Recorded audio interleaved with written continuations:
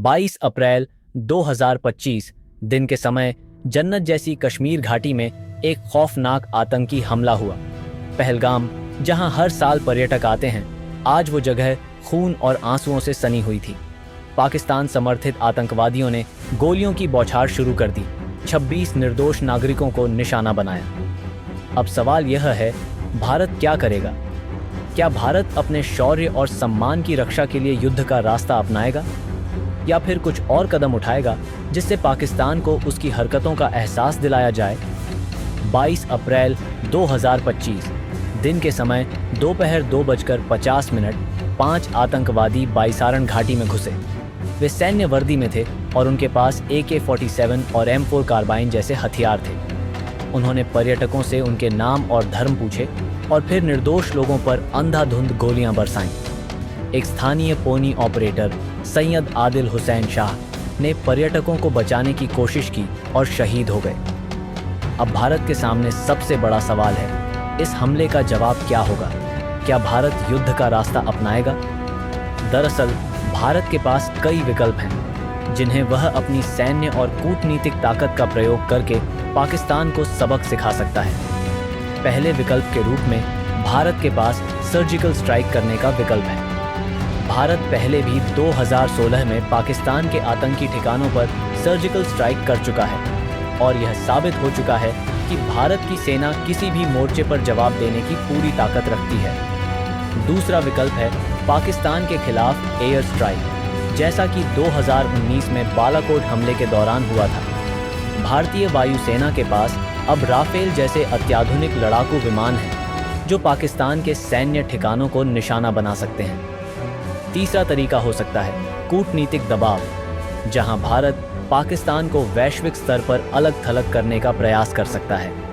इस दिशा में भारत पहले भी पाकिस्तान को FATF जैसी अंतर्राष्ट्रीय संस्थाओं में ब्लैकलिस्ट करवा चुका है। भारत की स्पेशल फोर्सेस ने अपनी सर्जिकल स्ट्राइक से दुनिया को यह दिखा दिया था कि भारत आतंकवाद के खिलाफ कितनी गंभीरता से काम करता है। अब भारत एक बार फिर पाकिस्तान के आतंकी ठिकानों को निशाना बनाने के लिए स्पेशल फोर्सेस और कमांडो ऑपरेशंस का इस्तेमाल कर सकता है। इन ऑपरेशनों को अंजाम देने के लिए भारतीय सेना की पैरा कमांडो, NSG और अन्य एलिट यूनिट्स पूरी तरह से तैयार हैं। भारत की कोल्ड स्टार्ट डॉक्ट्रिन के तहत इन ऑपरेशंस को तीव्र और निर्णायक बनाया जा सकता है, जिससे पाकिस्तान को अपनी हरकतों का गहरा संदेश मिलेगा। अब बात करते हैं भारत की एयर स्ट्राइक्स की। भारत ने पहले भी पाकिस्तान के बालाकोट में एयर स्ट्राइक की थी और उस ऑपरेशन ने यह साबित कर दिया था कि भारत के पास पाकिस्तान के खिलाफ किसी भी प्रकार की सख्त कार्रवाई करने की पूरी क्षमता है। इस बार भी भारत पाकिस्तान के आतंकी नेटवर्क को पूरी तरह से खत्म करने के लिए एयर स्ट्राइक का इस्तेमाल कर सकता है। राफेल जैसे अत्याधुनिक विमानों के साथ भारतीय वायुसेना पाकिस्तान के आंतरिक ठिकानों को तबाह कर सकती है। भारत को यह भी देखना होगा कि अंतर्राष्ट्रीय समुदाय का क्या रुख होगा, क्योंकि पाकिस्तान को एक परमाणु शक्ति के तौर पर नज़रअंदाज करना आसान नहीं होगा। भारत के पास सिर्फ सैन्य शक्ति ही नहीं है, बल्कि उसका कूटनीतिक दायरा भी बहुत मजबूत है। भारत पहले भी पाकिस्तान को अंतर्राष्ट्रीय मंचों पर अलग थलग कर चुका है। इस बार भारत का कूटनीतिक प्रयास पाकिस्तान के लिए और भी कठिन हो सकता है। भारत FATF, संयुक्त राष्ट्र और अन्य वैश्विक मंचों पर पाकिस्तान को अलग थलग करने के लिए जोर डाल सकता है, ताकि पाकिस्तान को उसकी आतंकवादी गतिविधियों का जिम्मेदार ठहराया जा सके। भारत पाकिस्तान पर आर्थिक प्रतिबंध भी लगा सकता है, जिससे पाकिस्तान की अर्थव्यवस्था और कमज़ोर हो जाएगी। भारत का एक और हथियार है साइबर युद्ध। भारत ने पहले भी अपने साइबर सुरक्षा नेटवर्क को मजबूत किया है और इस बार भारत पाकिस्तान के सैन्य और आतंकी नेटवर्क को साइबर हमलों से निशाना बना सकता है। भारत की साइबर यूनिट्स, जैसे कि राष्ट्रीय साइबर सुरक्षा एजेंसी NCSA, पाकिस्तान की इंटरनेट और संचार प्रणाली को निशाना बना सकती है, जिससे पाकिस्तान को भारी नुकसान हो सकता है। अब सबसे बड़ा सवाल, क्या भारत पाकिस्तान के खिलाफ युद्ध का ऐलान करेगा? एक ओर जहां भारत की सेना पूरी तरह से तैयार है, वहीं दूसरी ओर पाकिस्तान भी परमाणु शक्ति से लैस है और युद्ध का परिणाम न केवल दोनों देशों के लिए बल्कि पूरी दुनिया के लिए खतरनाक हो सकता है। भारत की रक्षा क्षमताएं किसी से कम नहीं हैं। दुनिया के सबसे अच्छे और आधुनिक हथियारों में से एक, भारत के पास राफेल और सुखोई जैसे युद्धक विमान हैं। भारत के पास परमाणु मिसाइलों की भी एक ताकतवर श्रृंखला है, जो पूरी दुनिया में भारत की सैन्य ताकत को साबित करती है। इसके अलावा भारतीय सेना के पास अपनी कोल्ड स्टार्ट डॉक्ट्रिन जैसी रणनीतियां हैं, जो भारतीय सेना को कम समय में और उच्च तीव्रता वाले युद्ध में निर्णायक कार्यवाही करने में सक्षम बनाती है। हमारी मजबूत air defence system, missile defence और उन्नत टैक्टिकल नाइट ऑपरेशंस भारत को किसी भी प्रकार के युद्ध में मजबूती से खड़ा करते हैं।